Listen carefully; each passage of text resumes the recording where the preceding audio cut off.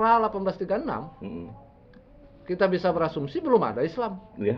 Sempat ramai juga soal Daswati, man, bahwa setiap kabupaten wajib membentuk cagar budaya.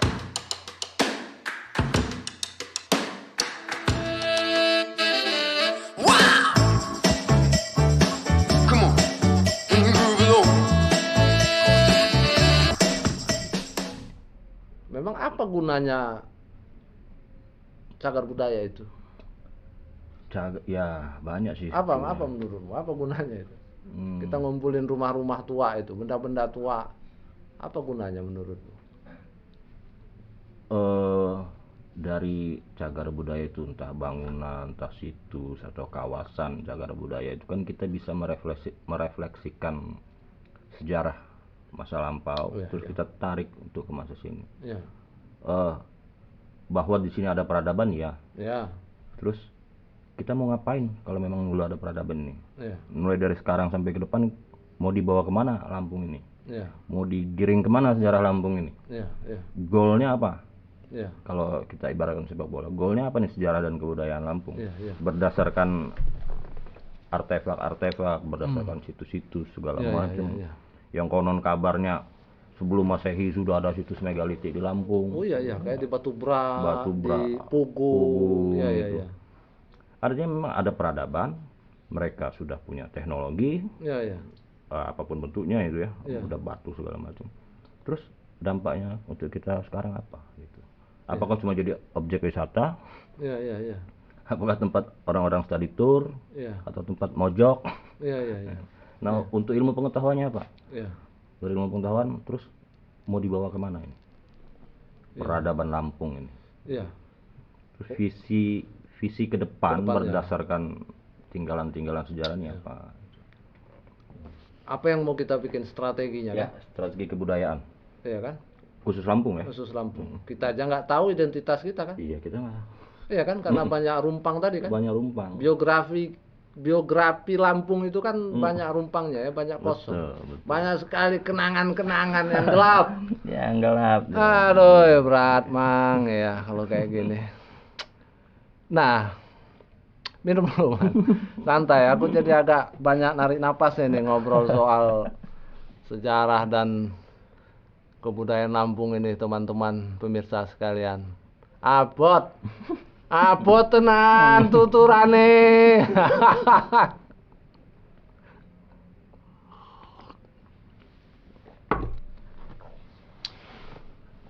Oke, kita udah banyak pening ini soal Lampung, kondisi nalar dan goodwill kah, apakah soal sejarah Lampung nih, man?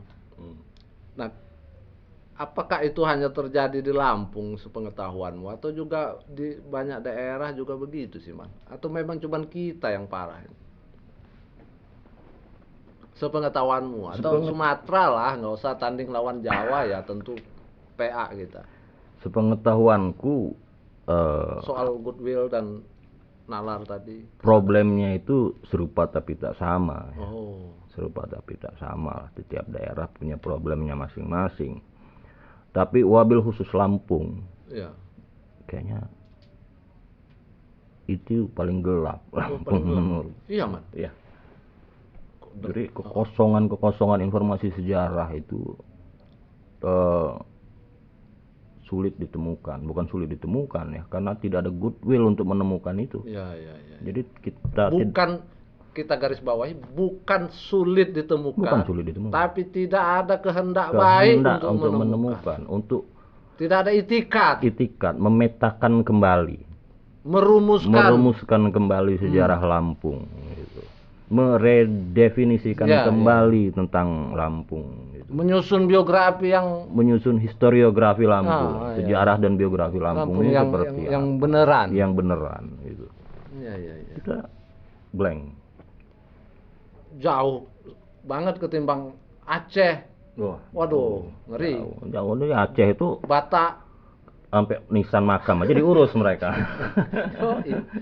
Batak ya, Mas. Batak lebih lagi itu. Minangkabau, Jambi dan Sumatera Selatan lebih maju, man. Lebih maju. Mungkin karena mungkin gini, man. Karena kayak di Aceh. Ya kita paham lah, Aceh, Kesultanan Aceh itu minta ampun besarnya kan. Kemudian Batak juga, walaupun kalau Medan kan Melayu dia ya. Batak sendiri punya infrastruktur kultural yang lumayan tua dan lengkap. Agama pun ada orang Batak kan. Minangkabau juga begitu. Sumatera Selatan ada Palembang yang menjadi dalam tanda kutip lokus dari Sriwijaya dan Kesultanan Palembang Darussalam. Nah mungkin karena infrastruktur historis mereka lumayan kaya dan lengkap, nah, maka geliat itu juga lebih maju, man. Nah di kita kan tak ada kesultanan, ada kerajaan tulang bawang konon, yang satu artefak pun sebagai bukti nggak ada. Nah mungkin itu man penyebabnya, atau ada penyebab lain menurut? Ya menurutku ada penyebab lain ya tentang kenapa banyak rumpang sejarah Lampung itu, karena kita nginduknya dulu ke Sumatera Selatan. Yes. Terus sebagian wilayah Lampung sekarang dulu dimiliki Bengkulu, ya, pesisir barat, pra kemerdekaan. Ya. Terus dari era VOC kita dikuasai dalam tanda kutip oleh Banten, oleh Kesultanan Banten dan Palembang. Jadi dan Pagaruyung kalau sisi barat. Ya, Pagaruyung dari pesisir. Ya. Ya. Dari Cirebon juga untuk sejarah Islam itu. Jadi kredit sejarahnya. Kredit. Nah, sementara kita sendiri sibuk berputar dengan ihwal-ihwal yang itu saja. Maksudnya? Gitu. Kita ya harus diakui, kita selalu bilang. Boleh nggak aku bilang gini, maaf man. Boleh nggak aku bilang begini, bahwa dalam konteks sejarah kita itu jadi dalam tanda kutip inferior ya. Ya. Inferior ya dalam sebuah struktur bangunan kekuasaan pada era-era dahulu ya, inferior kita man ya. Sehingga kredit itu tadi. Bisa jadi kita inferior ya. Tapi kalau kita menilik fakta-fakta sejarah, itu banyak tempat di Lampung itu jadi tempat apa ya, untuk khusus ekonomi. Kita tempat penting itu. Iya kah? Tempat penting, jalur rempah. Misalnya jalur rempah, lada kita itu orang-orang Inggris, Belanda itu mencatat separuh bahkan 70% produksi lada itu dari Lampung. Iya, ya. Terus dulu, man. Terus. Ini kaitannya dengan sekarang ya. Sekarang lagi tren nih jalur rempah, misalnya. Tapi Lampung seperti hilang dari trek itu. Dari trek jalur rempah. Sementara penghasil lada hitam khususnya itu dari Lampung. Because karena ya lagi-lagi pengambil kebijakan. Kenapa nggak bisa ambil peran lah dalam jalur rempah. Masukin kami dong dalam jalur. Masukin kami Lampung, lada itu dari kami. Iya, tapi yang punya lada itu mana? Inilah maksudku. Yang punya lada ini kan Kesultanan Banten, man. Si lada itu memang ditanam di Lampung, tapi yang punya pemilik lada itu Kesultanan Banten dan Kesultanan Palembang Darussalam. Sehingga trek jalur rempah itu dari Selat Malaka itu turun ke Kesultanan Palembang, labas dia ke Sunda Kelapa, bukan Sunda Kelapa ya, Pelabuhan Banten, Sunda Kelapa dan lain-lain. Betul. Nah, tapi untuk konteks kekinian konteks kekinian. Harusnya kita perjuangkan. Ya harusnya kita perjuangkan itu. Walaupun memang bukan milik kita lada ini. Nah aku mencoba menganulir itu tadi ya. Iya. Jadi salah satu alasan Lampung tidak dimasukkan ke peta jalur rempah, ini menurut orang-orang pusat nih, karena di Lampung tidak ada pelabuhan internasional. Oh iya. Nah aku membantah itu. Ada pelabuhan Jukung. Nah aku membantah itu. Ada memangnya? Lu ada. Jadi ada satu data itu tahun 17-an sekian itu Inggris EIC itu sudah membuat peta membangun pelabuhan-pelabuhan internasional di Indonesia. kawasan pesisir barat itu ya, ada. ya. Dan mereka Kerui, Bengkunat, Belimbing, sampai Teluk Semaka itu ada. Mereka bikin marketnya dalam peta itu. Dalam rencana. Nah, aku membantah itu lagi. Ada fakta lagi itu, aku temukan justru di Singapura. Ya. Suatu ketika aku ke Museum Nasional Singapura menemukan kain dari Coromandel India. Ya. Tapi kain itu adanya didapatnya dari Kerui. Artinya ada apa? Keluar masuk benda-benda perdagangan itu, entah barter, entah jual beli. Artinya di Kerui itu ada aktivitas itu internasional di situ. Iya. Nah, menurutmu ini ya? Ya, menurutku ya. Jadi ada temuan-temuan itu, barang-barang itu, dokumen dan barang itu. Nah, kok di nasional dengan alasan tidak ada pelabuhan internasional di Lampung. Nah, itu masih bisa diperdebatkan menurutku itu berdasarkan.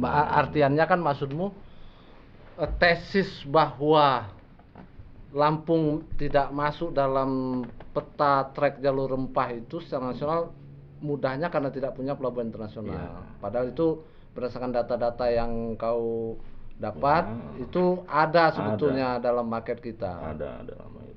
Misal kayak di Bengkunat, Kerui dan lain sebagainya, Belimbing dan sebagainya. Tapi itu masih hipotesis ya Man ya.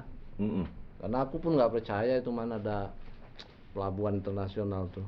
Nah ini juga dari aspek sastra ada itu untuk membantahnya. Apa itu? Toh Hikayat Nahkoda Muda itu. Ya.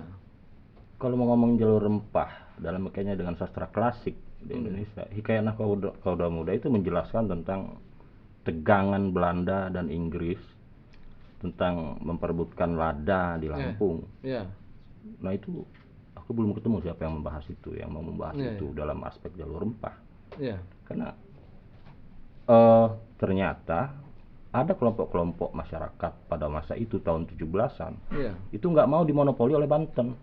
Benar. Mereka ada yang langsung ke Inggris, ke Bengkulu. Ke nah itulah maksudku kata kuncinya. Karena markas IEC ini, IEC itu di Bengkulu.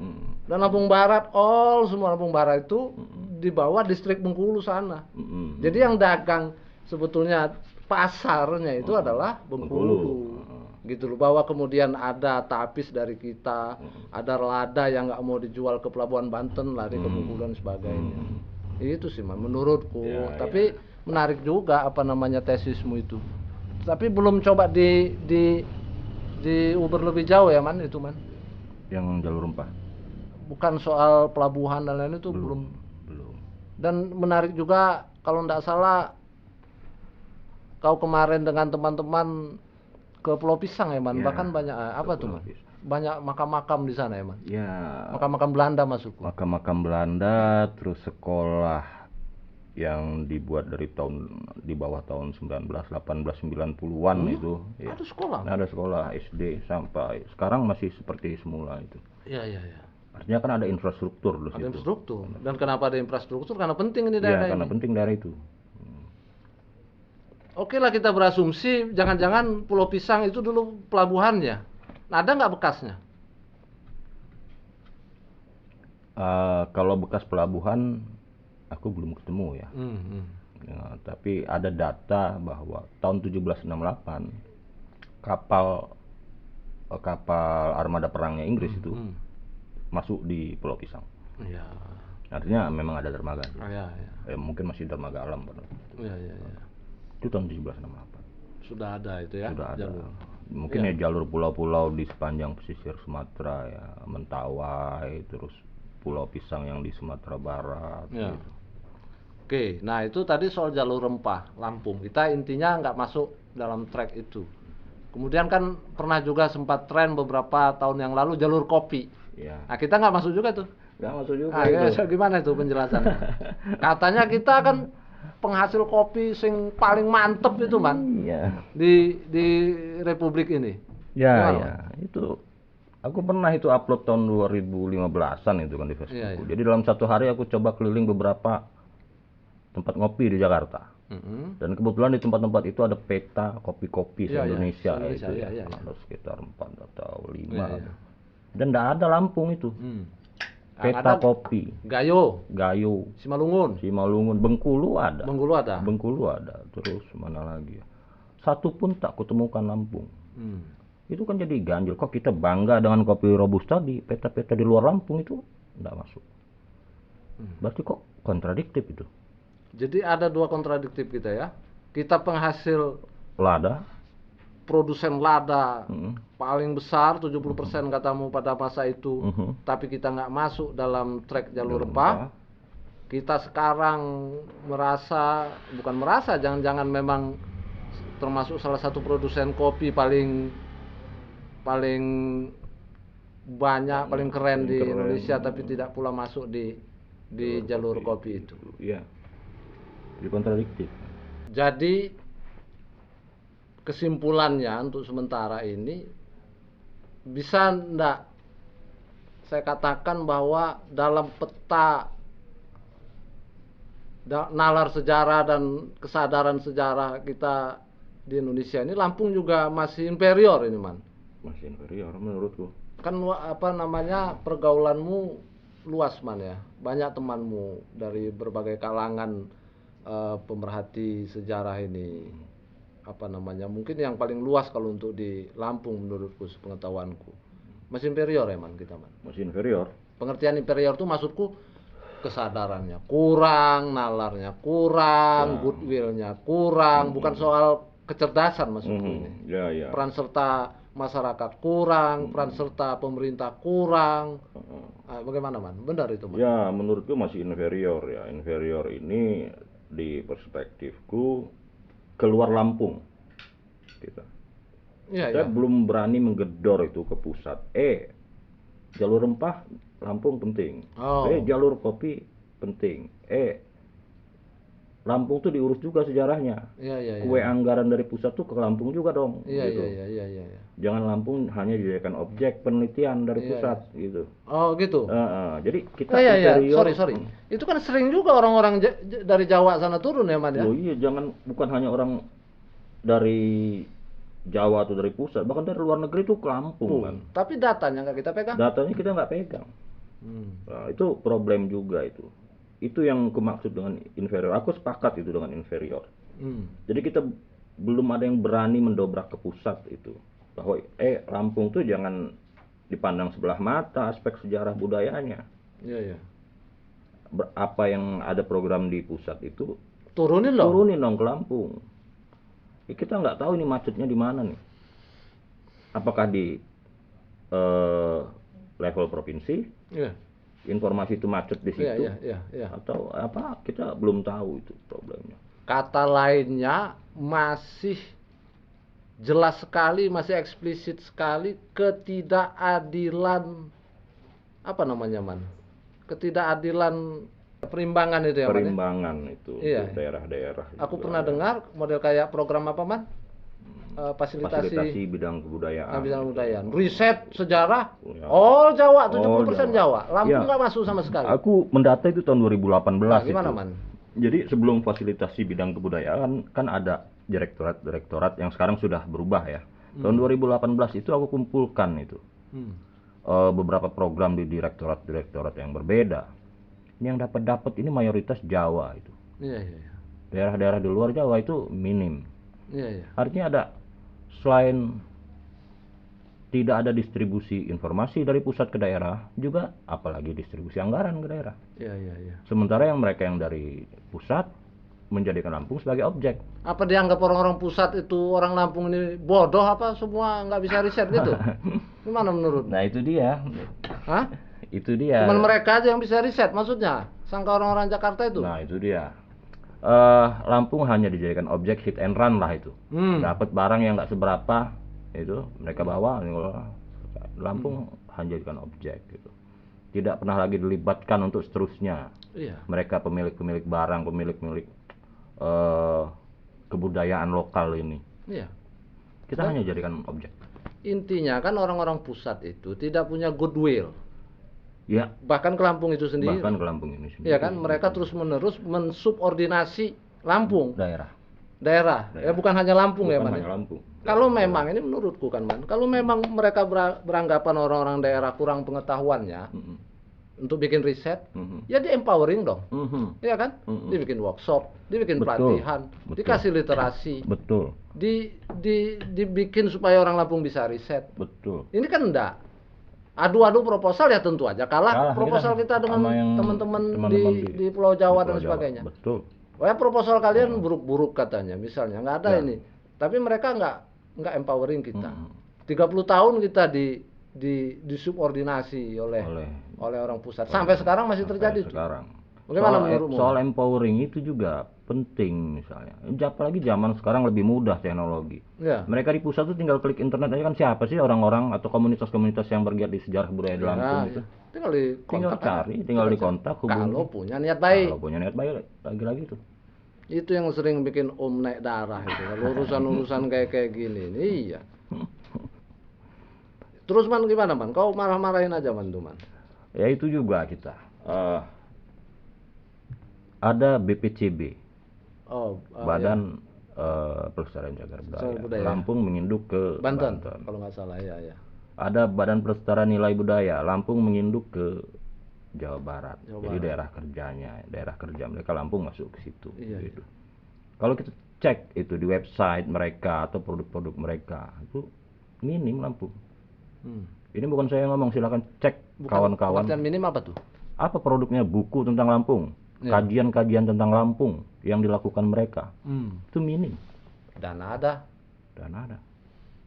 Ya maaf Man. Mungkin minim karena pengetahuan mereka kurang Man tentang Lampung. Apa yang mau mereka riset? Nah itu dia. Kalau mereka sadar mereka minim informasi tentang Lampung, tracking dong di Lampung. Betul. Siapa yang berkompeten atau bisa dilibatkan itu, yang paham itu. Tiba-tiba mereka masuk. Jangan kocok bekam. Loh di Lampung ini banyak yang lebih keren-keren. Ketimbang mereka. Iya. Harus mereka akui kan, harusnya kan. Jadi, ya tesisku jangan-jangan kita untuk sementara ya memang kita inferior, tapi juga didesain oleh orang pusat, dikonstruk oleh orang pusat untuk memang menjadi inferior Man. Gitu Man.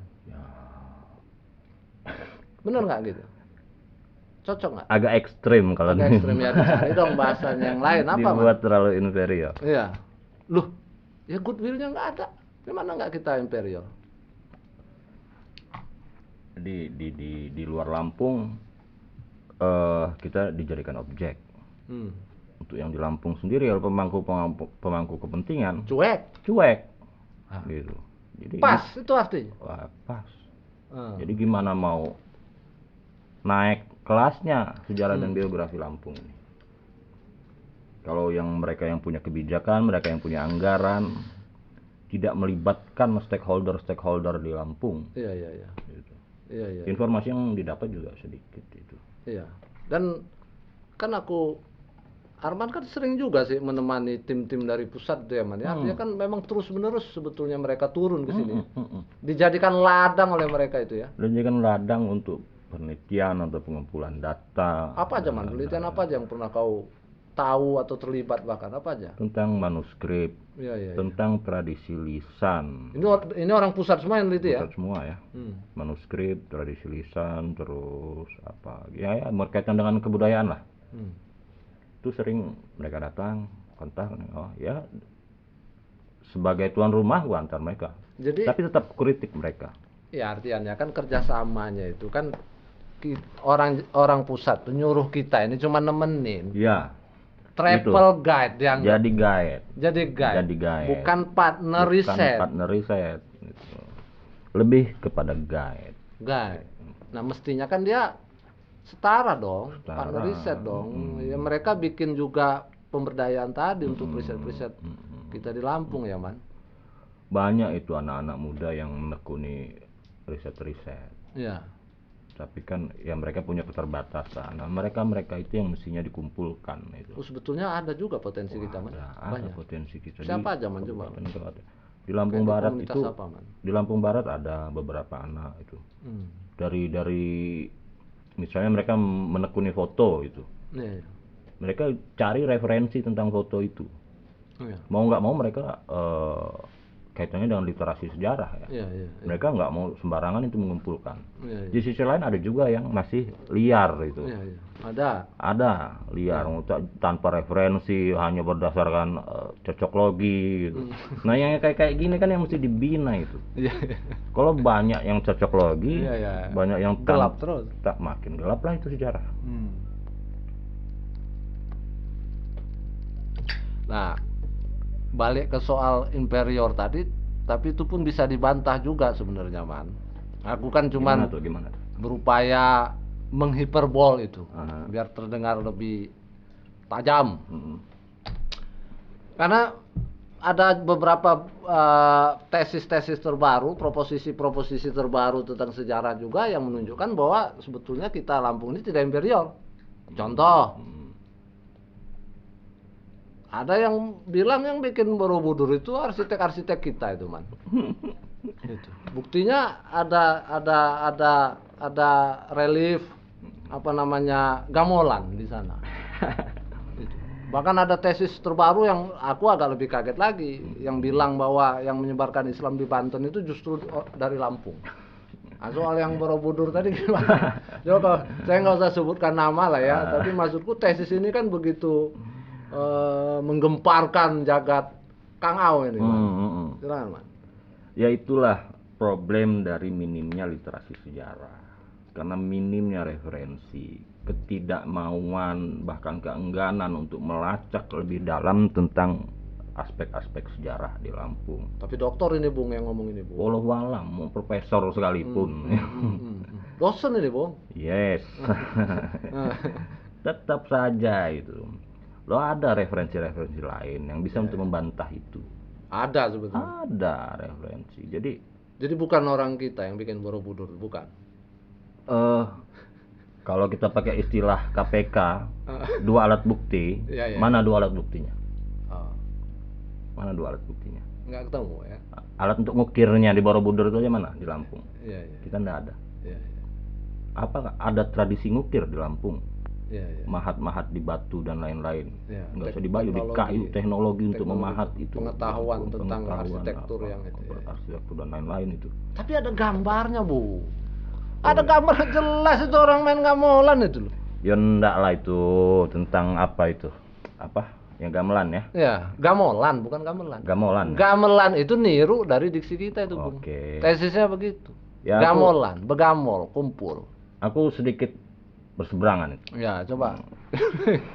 Kalau aku cocok itu, Bung, sama itu, tesis itu. Gamelan itu. Iya, biar kita artinya kita nggak inferior di peta sejarah. Branding ya, bagian dari branding Lampung ya. Jadi aku ada data itu dari jurnal zaman Hindia Belanda yang menulis itu kalau nggak salah Hussein Jayadiningrat. Ya. Itu dicantumkan foto relief di Borobudur. Itu nggak disebut itu gamelan. Itu gambang. Gambar yang sama ya, Man? Ya. Gambang yang ada 10 bilah itu. Itu sekitar tahun 1910-an, 1920-an sudah ada dalam jurnal itu. Foto relief yang sama? Foto relief yang sama. Yang diaku sebagai gamelan itu? Yang diaku sebagai gamelan. Iya. Nah itu aku membantah itu secara pribadi by data ya. Iya. Jadi gugur itu maksudnya? Mestinya digugurkan itu. Bahwa bukan gamelan yang ada di Borobudur itu. Di situ. Tetapi gambang. Gambang. Aku ada datanya itu. Iya. Mungkin Lampung aku yang ada data itu. Dan bilahnya juga 10. Bukan 10. Kalau yang diuarkan, dipublikasikan bahwa dia gamelan itu kan berapa? Ada 7 atau berapa? 7 bilahnya aja. 7 bilah. Gambang itu. Jadi gugur dia sebetulnya secara faktual ya. Tapi jangan-jangan gambang juga berasal dari bahasa kita juga. Gambang. Gambreng. Aku nggak mau sebut lah itu ya. Iya. Kemudian soal yang Islam yang menyebarkan Islam ke Banten itu juga bisa dibantah juga, Bung. Aku belum ada referensi tentang orang itu Lampung mengislamkan Banten itu. Jadi gaib juga barang itu. Gaib juga barang itu. Ya, sekarang soal ini juga karena Arman kan juga praktisi seni lah khususnya. Kemarin-kemarin kan kita banyak ngobrol soal beberapa tahun ini soal strategi kebudayaan, pokok-pokok apa kebudayaan daerah dan sebagainya. Bagaimana Man perkembangannya Man itu Man? Ya, tracknya kayaknya salah itu kita di Lampung ini. Bukan salah ya, asalan ya. Meleset. Jadi Undang-Undang tahun 2017 tentang Pemajuan Kebudayaan itu kan sudah mestinya diterapkan di masing-masing provinsi. Iya. Nah itulah yang di masing-masing kabupaten dan kota membuat pokok-pokok kebudayaan daerah. PPKD. Ya. Nah, aku sudah baca itu hampir seluruh kabupaten kota di Lampung. Oh, bikin mereka. Mereka. Tapi menurutku data tentang 10 objek pemajuan kebudayaan itu juga belum lengkap. 10 objek, oke. 10 objek pemajuan kebudayaan. Bahkan ada yang keliru. Misalnya ada satu kabupaten di Lampung memasukkan rumah adat dalam kategori manuskrip. Ada itu? Ada. Oh, silakan dicek di PPKD masing-masing. Ini ilmu tingkat tinggi ini ya. Itu nggak nyampe saya ilmunya seperti itu. Bahwa rumah adat itu masuk dalam kategori manuskrip. Itu saya nggak tahu di buku teori mana itu. Iya. Belum pernah ketemu bukunya ya. Ya, terus. Nah, dari banyak hal-hal kayak gitu, ada yang belum tercatat, ada yang keliru. Ya, aku sih menyimpulkan ini soal kompetensi dan kapasitas. Iya. Nah, itu kan kerjaan di dinas-dinas terkait. Iya. Mereka libatkan dong orang-orang di luar mereka. Dan seharusnya memang seperti itu. Harusnya kan seperti melibatkan itu. stakeholder. Stakeholder juga jangan hanya yang jaringan-jaringan mereka. Ya, betul. Cari kumpulin sekian banyak itu. Iya. Berapa 10-20 orang di masing-masing kabupaten atau kota pasti ada deh itu. Iya. Karena nawaitunya kan bagus sebetulnya sudah kan. Nawaitu di pusat tuh bottom up kan ya kan. Bottom up.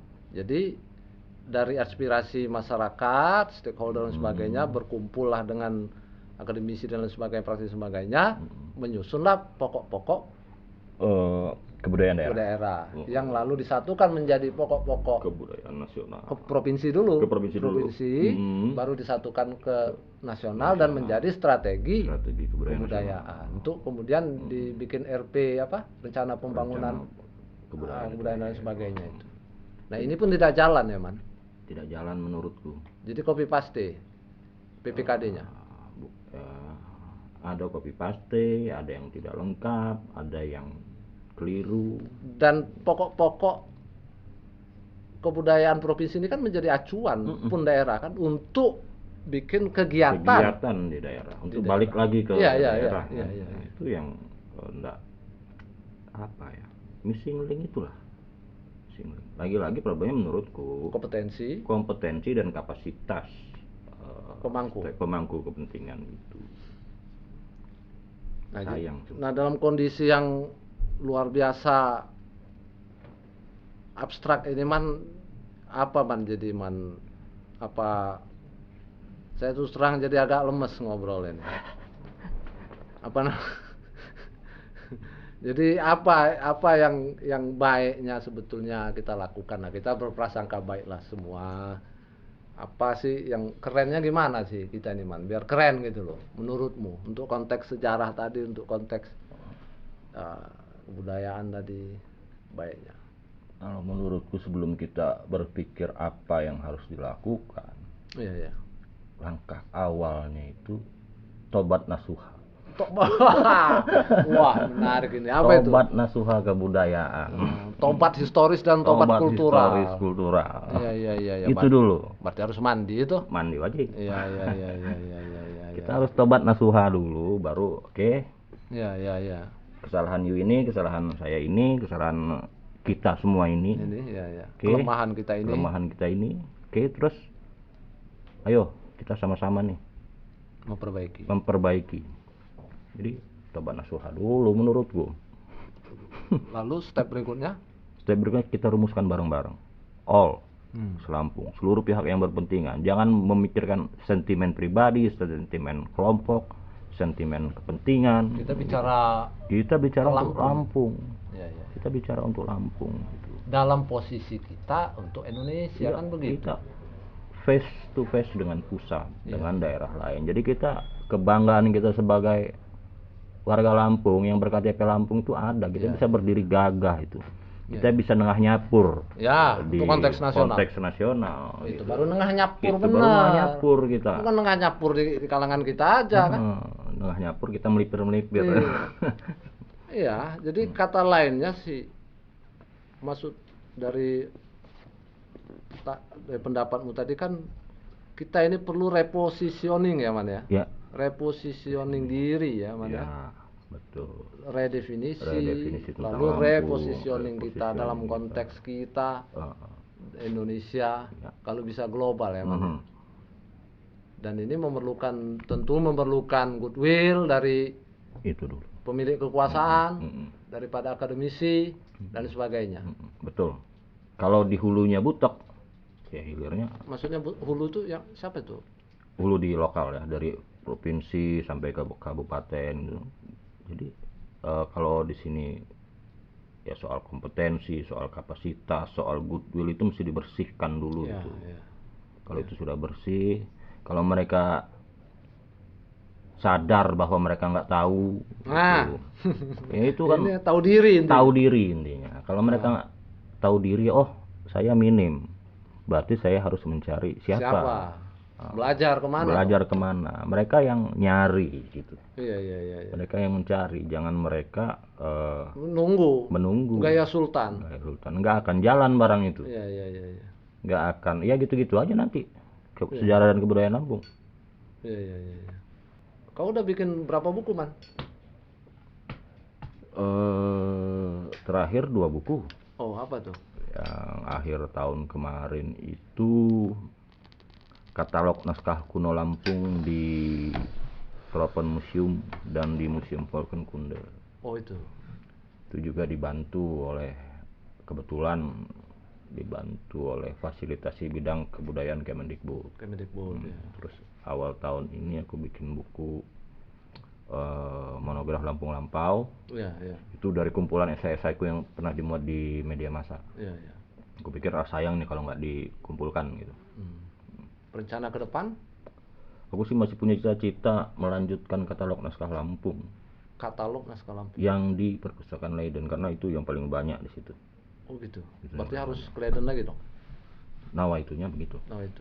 Dan kabarnya kan tidak hanya di Leiden ya, manuskrip kita banyak juga tersebar di London, di Berlin dan lain-lain ya. Di Jerman, di Amerika, di Belgia, di Perancis, di Inggris. Dan sebetulnya budgetnya kan nggak terlalu tinggi amat ya Man ya, kalau kita riset ke sana itu ya sebetulnya ya. Sebetulnya nggak terlalu tinggi ya. Nggak sampai miliar-miliaran seperti proyek infrastruktur lah. Tapi kau pernah komunikasi dengan pihak-pihak terkait dan tanda kutip, ayolah kita Uber itu biar nggak ada rumpang terlalu banyak nih sejarah kita. Ya secara personal ya pernah. Tapi ya problemnya ya begitulah, kita sama-sama tahu lah problem di birokrasi anggaran itu seperti apa. Oh nggak bisa, harus diajuin tahun ini, harus ada persetujuan dewan segala macam. Rumit. Jadi kupikir lebih baik aku melampaui itu, melampaui kerumitan birokrasi, aku jalan sendiri. Lebih baik ya. Lebih baik. Tergimal dia. Iya. Oke. Tapi kau sendiri padahal bukan orang Lampung ya Man? Bukan malah. M-nya itu Mas Agus ya? Mas Agus. Woi, berarti kau masih keturunan kerabat Kesultanan Palembang Darussalam, Waduh. Kurasa itu dulu ya Bung ya. Oke. Nanti mungkin lain kesempatan kita ngobrol yang masih memperdalam persoalan ini atau membicarakan tentang kebudayaan yang lebih luas. Siap. Mudah-mudahan obrolan kita ini bisa membuka cakrawala, membuka kesadaran kita semua, sehingga tobat nasuha, tobat kultural dan tobat historis seperti yang Bung Arman Ajet cita-citakan tadi bisa berlangsung. Amin. Thank you Bung Arman. Oke, sip. Sampai jumpa.